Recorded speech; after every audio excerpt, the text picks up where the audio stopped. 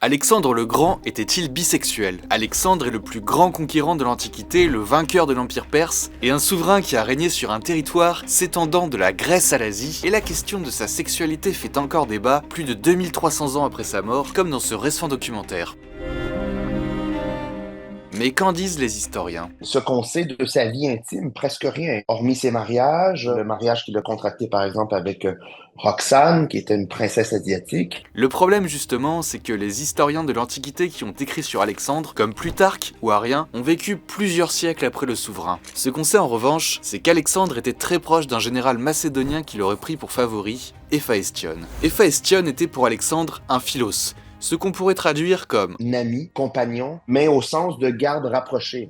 l'interprétation historique selon laquelle Alexandre et Héphaëstion auraient été amants vient en fait d'un événement. Lors de la conquête de l'Asie par les troupes d'Alexandre, en moins 324, Héphaëstion est pris de fièvre et meurt à 32 ans. Lorsqu'Alexandre apprend sa mort, il est inconsolable et réagit de manière excessive. Il décrète un deuil public dans tout l'Empire, organise des jeux, des sacrifices et des cérémonies fastueuses. Il ordonne un culte d'Héphaëstion qui est quasiment célébré comme une divinité. C'est vraiment la réaction outrancière à la mort d'Héphaïstion qui a mené à cette conjecture d'une relation homosexuelle qui est fort possible. En fait, les historiens de l'Antiquité ont beaucoup comparé la relation Alexandre et Héphaëstion à un autre couple célèbre, Achille et Patrocle, dans l'Iliade d'Homère. Achille, le héros grec qui a combattu durant la guerre de Troie, et son amant Patrocle. Comme Alexandre, Achille est inconsolable lorsqu'il apprend la mort de Patrocle, tué au combat. Le guerrier grec sombre alors dans une colère noire et dans une folie meurtrière. On sait aussi qu'Alexandre s'identifiait à Achille. Lorsqu'Alexandre met le pied en Asie,